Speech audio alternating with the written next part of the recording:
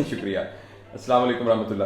اچھا دیکھیے ایسے ہے کہ مجھے جب نورین نے کہا کہ اس طرح کا ہمیں سیشن کرنا ہے اور بتائیے کہ کیا ٹاپک ہم بات کریں گے، تو میں نے یہ سوچا کہ سب سے پہلے ہم تھوڑا سا نا ایک تعارفی گفتگو کر لیں تاکہ ہمیں ہماری ایکسپیکٹیشنز کا ہمیں پتہ ہو کہ ہم کیا کرنے جا رہے ہیں اور میری کیا لمیٹیشن ہے.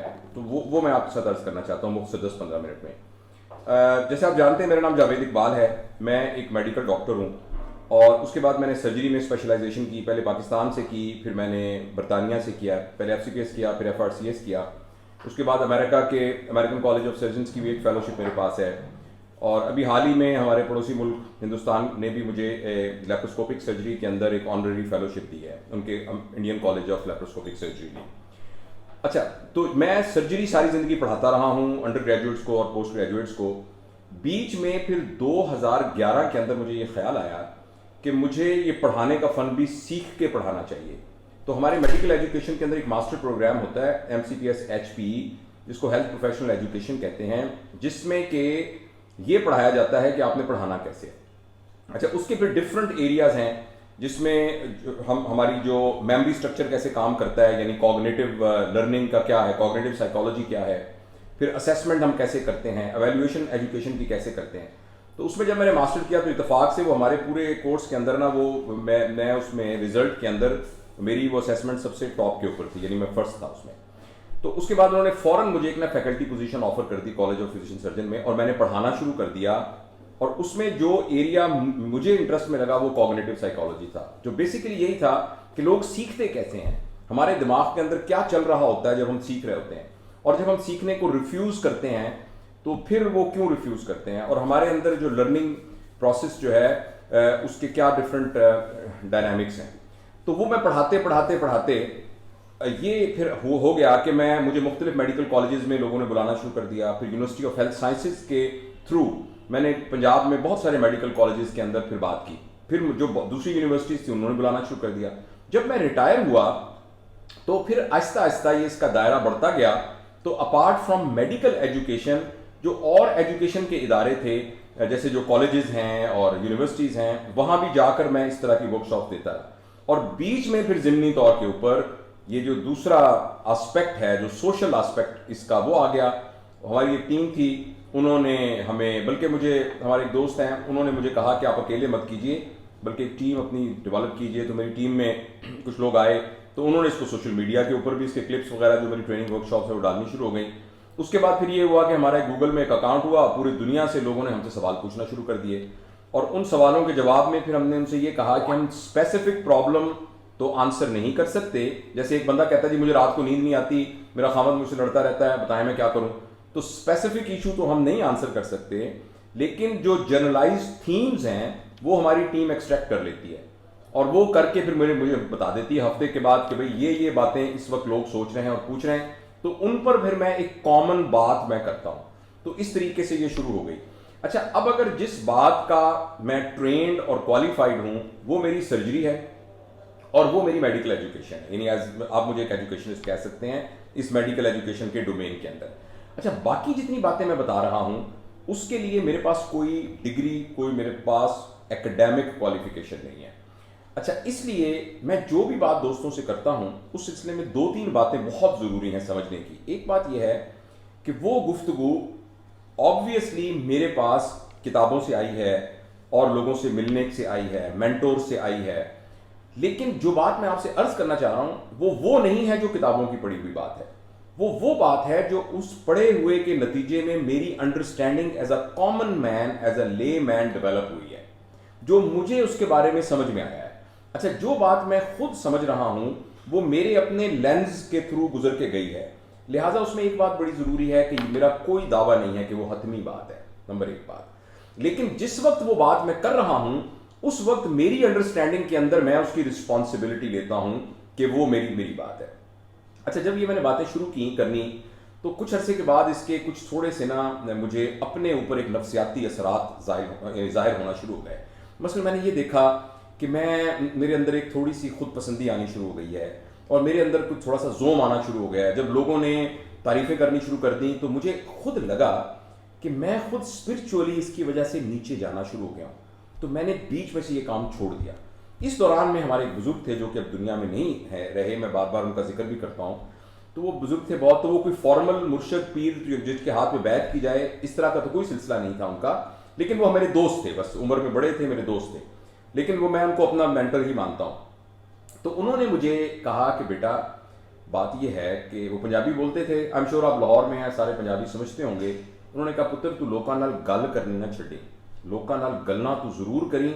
تو میں نے کہا کہ میاں جی اس تو بڑی پرابلم ہوتا ہے، میں جب بات کرتا ہوں تو میرے اندر ایک منافقت کی ایک کیفیت بعض اوقات محسوس ہوتی ہے۔ اب لوگوں کو میں ایک اچھائی کی بات کر رہا ہوں، اور جب میں اپنے سینے میں جھانکتا ہوں تو میں دیکھتا ہوں کہ میرا اندر سے تو وہ اتنا صاف نہیں ہے، تو اس سے پھر نا ایک بہت ہی ایک کاسمیٹک سی اور ایک آرٹیفیشل یعنی میری ایک زندگی بنتی جا رہی ہے، جس کی وجہ سے مجھے نیند نہیں آتی رات کو، میں بہت پریشان ہوتا ہوں، اور میں تو کنفلکٹ میں رہتا ہوں، تو اس لیے میں تو نہیں بات کرتا، مجھے پڑھنے میں زیادہ مزہ آتا ہے۔ تو انہوں نے بڑی زبردست ایک بات کی، اور اس کے بعد مجھے بالکل وہ جو گرد چھٹ گئی آگے سے، اور وہ پورا منظر بالکل صاف ہو گیا اور مجھے سمجھ میں آ گیا۔ انہوں نے کہا بیٹا بات کرتے وقت پہلی بات یہ سوچنا کہ جو بات کر رہے ہو یہ اپنے لیے کر رہے ہو، یہ تمہارا اپنا سفر ہے، تمہاری اپنی ذات کا اپنا سفر ہے۔ البتہ یہ ہے کہ اس سفر کے دوران تم ذرا زور زور سے کہہ رہے ہو کہ اب فلانا اسٹیشن آ گیا ہے، اب فلانا اسٹیشن آ گیا ہے، اب فلانا اسٹیشن آ گیا ہے، اب میں وہاں پہنچ گیا ہوں، اب سردی بہت لگ رہی ہے، اب گرمی بہت لگ رہی ہے، دھوپ بہت نکلی ہوئی ہے۔ تو سفر کے دوران کی حالات جو ہیں ان کو وربلائز کر رہے ہو، تم ان کو بیان کر رہے ہو، تو اس کے علاوہ سفر تمہارا اپنا ہے۔ اور اس دوران کے اندر اپنے آپ کو کسی نفسیاتی مصیبت میں اور کسی قسم کی روحانی مصیبت سے بچانے کے لیے پہلی شرط اپنے اوپر یہ لگانا کہ جو بات کہو وہ سچ ہو۔ میں نے کہا جی وہ تو ظاہر ہے سچ ہی ہوگی بات۔ کہتے نہیں آپ غلط سمجھ رہے ہو، آپ یہ کہتے ہو، ان کی ایگزیکٹ ان کے الفاظ ہیں، آپ لوگوں کو کہو کہ اللہ رازق ہے۔ تو میں نے کہا بالکل صحیح ہے۔ کہتے ہیں یہ سچ ہے۔ میں کہا جی بالکل سچ ہے۔ کہیں گے لیکن تم مت کہنا، اس وقت تک مت کہنا جب تک اللہ کے رازق ہونے کا احساس تمہارے اندر عین الحق الیقین کی طرح نہ ہو۔ تو بات سچ ہے یہ اہم نہیں ہے، بات یہ ہے کہ وہ تمہارا سچ ہے کہ نہیں۔ اگر وہ سچ مولانا روم کا سچ ہے تو تمہارے لیے وہ ایک میموری ہے، تمہارے لیے ایک یادداشت ہے، وہ تمہارے لیے ایک تمہارا ایک علم کا ہے، جس کی بیس پہ تم یہ کہہ سکتے ہو ہاں جی مجھے پتا ہے مولانا روم کی فلسفی کا، ہاں مجھے پتا ہے خودی کا فلسفہ اقبال کا کیا ہے، مجھے پتا ہے reconstruction of religious thought in Islam کا کیا مطلب ہے، کانٹ کون تھا مجھے پتا ہے، مجھے پتا ہے آسپنسکی کون تھا۔ تو یہ باتیں آپ فخر سے لوگوں سے بیان کر سکتے ہیں، لیکچر دے سکتے ہیں، مگر یہ تمہارا سچ نہیں ہے، یہ بوروڈ سچ ہے، یہ تمہارے لیے میموری ہے، ان کے لیے سچ تھا۔ اس لیے یہ رزاق والی بات انہوں نے بڑی کلیئرلی مجھے سمجھائی۔ تو اس وقت منہ سے لوگوں کو کہنا بھائی اللہ رازق ہے، اس وقت کہنا کہ جب تمہارے حق الیقین میں ہو۔ ایک تو اپنے اوپر یہ شرط لگانا کہ جو بات منہ سے نکالنا وہ سچ ہو اور وہ تمہارا اپنا سچ ہو، تمہارے اوپر تجربے کے طور پر وہ بات گزری ہوئی ہو۔ جب تم یہ کہتے ہو کہ تھاٹس کو پازیٹیو کرنے سے یہ ہوتا ہے تو وہ تھاٹ کو پازیٹیو کرنے کا پروسیس تمہارے اوپر سے گزرا ہو۔ وہ یہ نہ ہو کہ آپ نے نفسیات کی یا سیلف ہیلپ کی کتاب پڑھی ہو اور کتاب پڑھ کے اس کے چیپٹر میں سے خلاصہ نکال کے آپ بیان کر رہے ہو۔ ایک انہوں نے یہ بات مجھے بتائی، اور دوسری بات انہوں نے یہ بتائی کہ جو بات کرنا، یہ بڑی خطرناک بات ہے، جو بات کرنا اس وقت تک منہ سے مت نکالنا جب تک وہ تمہارے عمل میں نہ آ گئی۔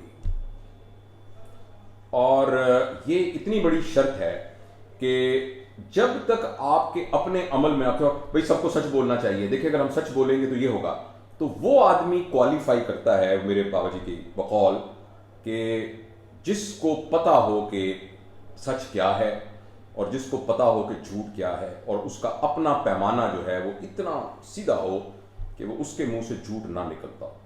تو میرا ایک شعر بھی ہے، جیسے میں کچھ شاعری بھی کرتا ہوں کبھی کبھی، آج کل کچھ کم ہو گیا ہے کیونکہ جتنا وہ کریٹو وفور ہوتا ہے وہ سارا آج کل یہ بول بول کے نکل جاتا ہے۔ وہ ایک شعر تھا کہ ماورائے سخن کو جاننے تک سوچتا ہوں کہ گفتگو کیوں ہو، یعنی ہمیں گفتگو سے آگے کی بات کو بولنا ہے، یعنی ہمیں ٹرانسینڈنٹ ہونا ہے گفتگو سے۔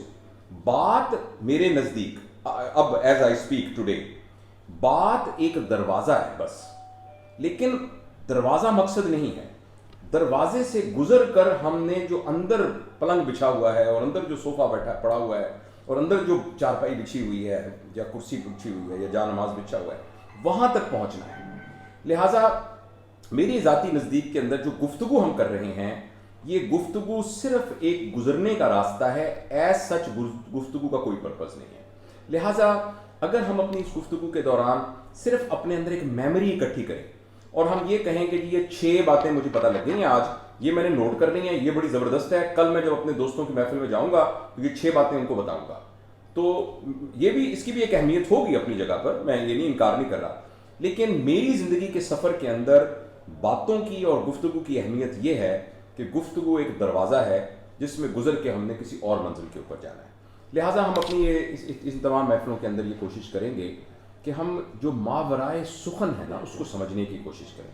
اور یہ سارا ایک آئی ایم شیور کہ مجھے جیسے میں نورین کو جانتا ہوں کہ جتنی ماشاءاللہ وہ پڑھی لکھی ہیں اور جتنی ان کے اندر سمجھ بوجھ ہے اور جتنا ان کا تعلق ہے، جیسے احمد جاوید صاحب کا جیسے وہ ذکر کرتے ہیں، ہم تو حسرت ہی کرتے ہیں کہ احمد جاوید صاحب کے سامنے بیٹھ کے دوزانو بیٹھ کے ان سے سیکھیں، اور بڑے بڑے طالب صاحب اور لوگوں کا ذکر کرتی ہیں.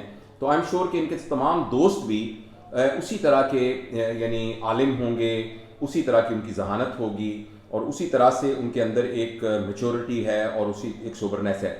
تو میں بھی اس کا ایک حصہ بن کے ہم سارے مل کے ان چیزوں کو انشاءاللہ العزیز ایک دوسرے کے ساتھ شیئر کریں گے. ہم بیسیکلی ایسے ہیں جیسے بس میں ہم اکٹھے بیٹھیں گے سارے، لیکن ہم سب کی منزل الگ الگ، منزل اپنی اپنی ہے، ساتھ ساتھ ضرور بیٹھے ہیں لیکن ہمارا اپنا سفر ہے.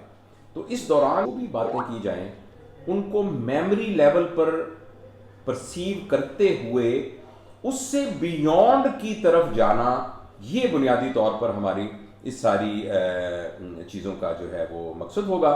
اور بس میں یہی بات کہنا چاہتا تھا. اور دوسری کچھ عرض کرنا چاہتا تھا کہ ایک ہوتا ہے جسے کہتے ہیں نا اے مین ہو نوز ایوری تھنگ. تو ایک یہ جو موٹیویشنل اسپیکنگ اور پبلک اسپیکنگ کے اندر نا ایک بڑا زوم انسان کے اندر یہ آ جاتا ہے کہ مجھ سے جو بھی پوچھیں گے میں جواب دے دوں گا. تو اللہ کا شکر ہے کہ ابھی تک نا میرے اندر یہ زوم نہیں آیا، اور اس لیے کہ میں کلیئرلی سمجھتا ہوں کہ علم جو ہے اس کے سمندر کے کنارے پر میں بس بیٹھا ہوں اور میری تھوڑی سے پیروں کے جو ناخن ہیں نا وہ تھوڑے سے بھیگے ہیں، ورنہ یہ اتنا بڑا سمندر ہے. اور یہ جو بات میں کر رہا ہوں اپنی پہلی بات کو پورا کرتے ہوئے کر رہا ہوں کہ جو میں کہہ رہا ہوں اس کا یہی مطلب ہے، یعنی یہ میرا سچ ہے. اچھا، تو اس لیے میں صرف آپ سے یہ عرض کرنا چاہتا ہوں کہ جب آپ مجھ سے کوئی سوال پوچھیں گے تو اس بات کا کافی امکان ہے کہ ان میں سے بہت ساروں کا جواب یہ ہوگا کہ مجھے اس کا نہیں پتا، اور ہم سب مل کر اس کا جواب تلاش کریں گے. البتہ ہم یہ ضرور ڈسکس کریں گے کہ اس کے جواب کے تلاش کرنے کے ڈفرینٹ ایوینیوز کیا ہو سکتے ہیں، اور پھر ہم اکٹھے کسی نتیجے پر پہنچیں گے. تو یہ تھوڑی سی گزارشات تھیں.